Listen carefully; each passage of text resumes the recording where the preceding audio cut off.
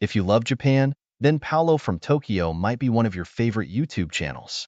Paolo de Guzman is the man behind this popular channel. His story is quite interesting. In this video, I'll tell you how Paolo's love for travel in Japan started, how he settled in Japan, how an accident changed his course of life, and how he became a successful, full-time YouTuber. So, now let's start from the beginning. Paolo de Guzman was born on September 17, 1983 in Quezon City, Philippines, to Filipino parents. At 3, he moved to San Francisco, U.S. Later, he moved to Redmond, Washington State. He grew up there. Paolo has American nationality and Filipino-American ethnicity. While studying Bachelor of Science in Computer Science and Business at Pepperdine University in Malibu, California, he got a chance to study a semester in Florence, Italy, and thanks to this, he was bitten by the travel bug. At the time, Paolo was fascinated by Japan's technology and culture. So, in his third year at university, he applied for a student exchange program in Japan and got accepted into it. A couple of months prior to traveling to Japan, Paolo was offered an internship by a Santa Monica software company, and for a while, he thought of accepting the offer and make a career and later travel to Japan. But he realized that traveling at a younger age would be more fun. So, he rejected the job offer and packed his bags to travel to Japan. Paolo arrived in Japan with a savings of $3,000. The moment he arrived in Japan, he was blown away by the country. He got admitted into Sophia University in Tokyo, and in his first year in Japan, he lived in a convenient homestay. While studying at university, Paolo secured a part-time English teaching job and started earning $30 per hour teaching English to the kids of his family friends. Then, he got another English teaching job and started earning $300 by working a few hours per week. Even though Paolo learned a few Japanese words before arriving in Japan, he thoroughly learned the language by interacting with people in the university and homestay. Even though Paolo arrived in Japan on a one-year student visa, as he was impressed by the country, he decided to make Japan his home. Now, let's take a brief look at his career. While in high school, he worked for Safeway, bagging groceries. This was his first job. In Japan, Paolo searched for job opportunities in magazines and attended a couple of job interviews.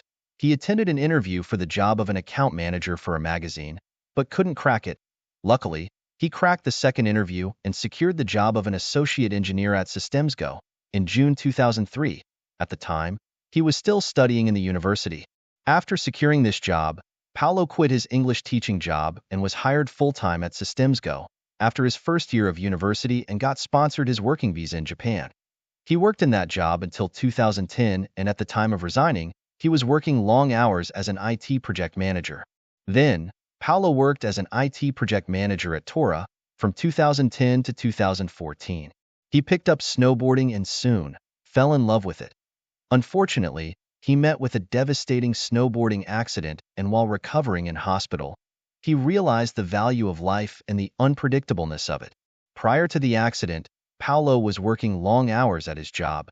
So, he decided to quit his job and start something on his own. He quit his job in August 2014, and with the savings of his job, he started Akaiwa Now in September 2014. It was a GPS-based matching app used to help connect English teachers with students. His experiences as an English tutor in Japan greatly helped him in starting the app. Akaiwa in Japanese means English conversation, and the word Akaiwa now means real-time English conversation.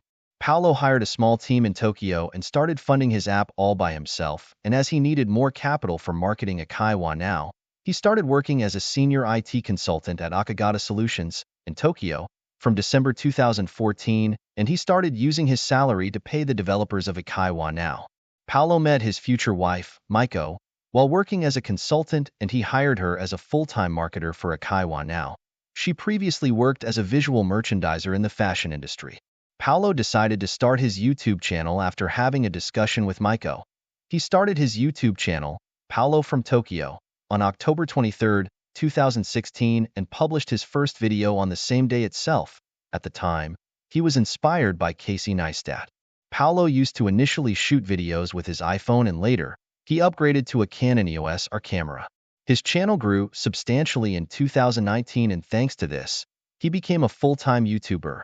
Paolo quit his consulting job, and as his Akaiwa Now app wasn't performing as expected even after investing much money, He closed it in April 2019 and started fully focusing on his YouTube channel.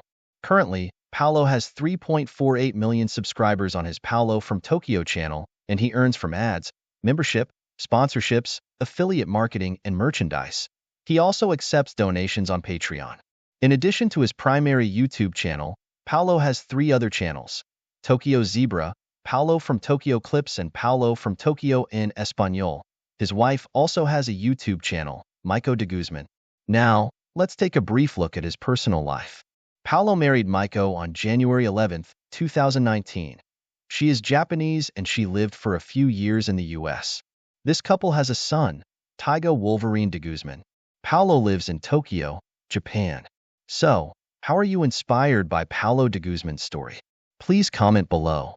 If you are into reading, I've also written his story on my website, which I'm linking in this video's description.